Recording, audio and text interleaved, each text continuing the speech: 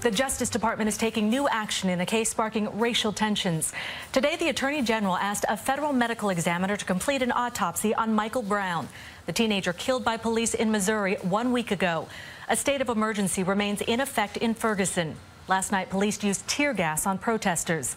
In Harlem today, a sign of solidarity. Protesters stood with their hands up outside the Canaan Baptist Church of Christ.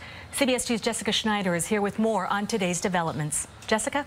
Well, Cindy, supporters along with Michael Brown's family gathered for that rally for justice in Ferguson. It was headlined by Reverend Al Sharpton, and it was an emotional show of support.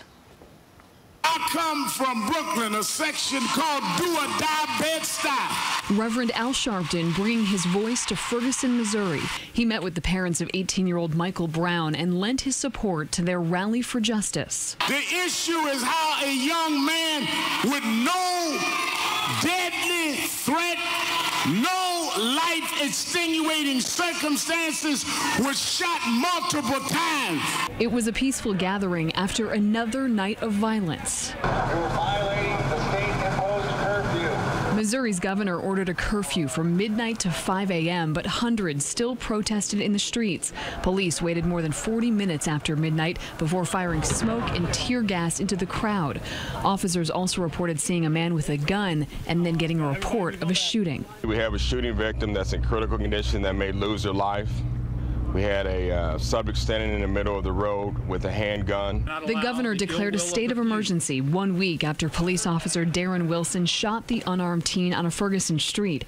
City police are being criticized for releasing this surveillance video of a man who appears to be Brown shoving a store clerk after allegedly stealing cigars just minutes before he was stopped and shot by Officer Wilson. I think it had an incendiary effect. I mean, when you release pictures and you clearly are attempting to besmirch a victim of a shooting, shot down a young man in his own street, and at the same time you're releasing information to try to make it to tarnish him. Today, U.S. Attorney General Eric Holder ordered a second independent autopsy on Michael Brown's body. The Justice Department will also consider the original state-conducted autopsy in its investigation.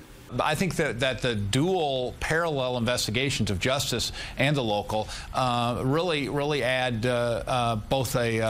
they just help.